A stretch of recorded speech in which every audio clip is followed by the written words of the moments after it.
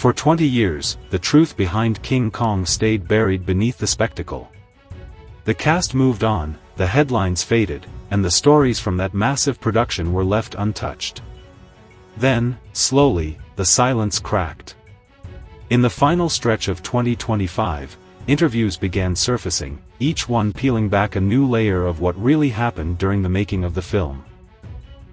What emerged wasn't just behind-the-scenes trivia, but deeply personal confessions, regrets, and hidden motivations that had shaped the movie in ways audiences never imagined. It started with Adrien Brody, whose quiet reflection reopened a door he had long kept shut. From there, more voices followed, Andy Serkis, Jack Black, and others, each revealing pieces of a story far more complex than a simple blockbuster production. What they shared wasn't polished nostalgia.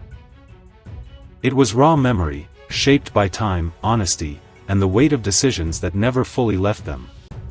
Adrien Brody's confession struck a nerve because it wasn't about King Kong at all, at least not at first. Years before stepping into the role of Jack Driscoll, he had been offered a part in The Lord of the Rings. He said no.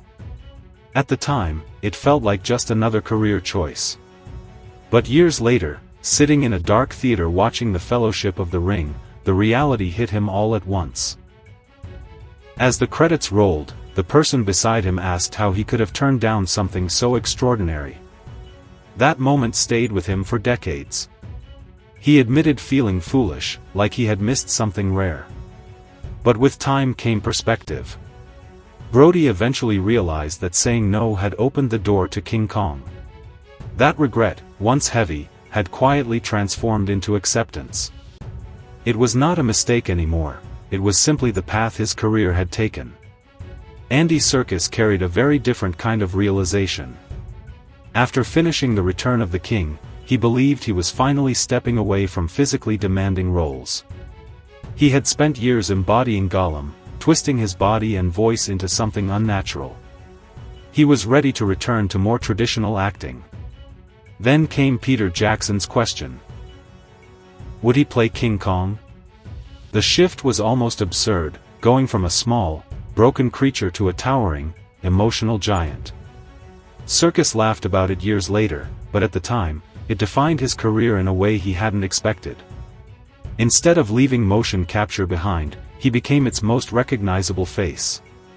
What felt like a strange continuation at the time became a defining legacy. The joke, as he described it, was that he never really escaped those roles. He just kept evolving with them, pushing the boundaries further each time. As the anniversary reflections continued, the film itself began receiving a different kind of recognition. Back in 2005, critics had focused heavily on its length, calling it excessive and self-indulgent. But 20 years later, that same runtime was being praised. Writers and fans began to see the slower pacing not as a flaw, but as a strength. It allowed relationships to breathe, especially the bond between Darrow and Kong. What once felt stretched now felt intentional, even necessary. The emotional payoff at the end carried more weight because of that time investment. The film hadn't changed, but the audience had. With distance, viewers were able to appreciate what the movie was trying to achieve rather than what they expected it to be. It became clear that King Kong was never meant to be fast. It was meant to feel, and that feeling needed time to grow. Behind the visuals, there were quieter stories that never made headlines. Greg Broadmoor, a concept artist at Weta Workshop, shared how the film changed his life completely. Before King Kong, he had been sketching creatures for fun, chasing a childhood fascination with dinosaurs and monsters. Then, suddenly, he was designing them for a major film. The opportunity came at exactly the right moment, turning a passion into a career. For him, King Kong wasn't just a project, it was a dream realized. But not every outcome was as uplifting. Financially, the film told a more complicated story. Despite earning over $500 million worldwide, it was still seen as a disappointment by the studio. Expectations had been set unrealistically high. The numbers looked strong on paper, but internally, it wasn't enough. That quiet dissatisfaction would linger, shaping decisions and perceptions long after the film left theaters. Jack Black's confession revealed a completely different side of the production. At the time, his casting as Carl Denham surprised almost everyone. Known for comedy, he seemed like an unusual choice for such a dark character. But Black had been pursuing the opportunity long before anyone knew the film was happening. He admitted that he didn't even care about the role, he just wanted to work with Peter Jackson. At one point, he joked that his real goal was simply to spend time with him. But beneath that humor was something genuine. When he finally got the part, he approached it with a secret plan, to model Denham after Jackson himself. It seemed clever at first, but once filming began, he realized it didn't work. Jackson cared deeply about his crew, while Denham exploited people for his vision. That realization forced Black to rebuild his entire performance from scratch. Andy Serkis carried one of the most unusual secrets from the film: he was both the hero and a victim within the same story. While audiences recognized him as Kong, many never noticed that he also played Lumpy, the ship's cook. In one of the film's most intense scenes, Kong violently attacks the crew, sending them to their deaths. Among them is Lumpy. That means Serkis, as Kong, was effectively killing his own character on screen. It was a strange, almost symbolic moment that went unnoticed for years. Beyond that, his preparation for Kong was incredibly detailed. He studied real gorillas, spent time observing their behavior, and even traveled to Rwanda to witness them in the wild. These experiences shaped the authenticity of his performance, bringing a level of realism that went far beyond motion capture technology. While Serkis transformed himself into a creature, Naomi Watts endured a different kind of challenge. Her performance required intense physical commitment. She wasn't just acting, she was being thrown, shaken, and pushed to her limits by complex rigs and stunt setups. The bruises she carried were real, and so was the fear. At one point, after a particularly rough fall, she couldn't move for several seconds. In that moment, she genuinely believed something was seriously wrong. That fear stayed with her long after filming ended.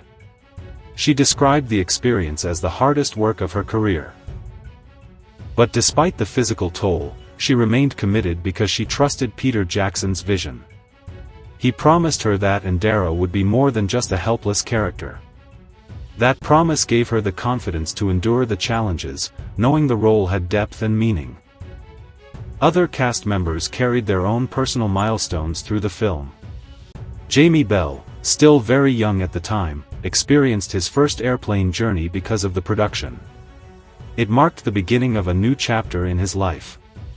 Colin Hanks had a deeply emotional experience when his father expressed both pride and envy over his involvement in the film. Even Thomas Kretschmann brought a powerful backstory, having once escaped East Germany on foot under dangerous conditions. These stories added layers to the film that audiences never saw.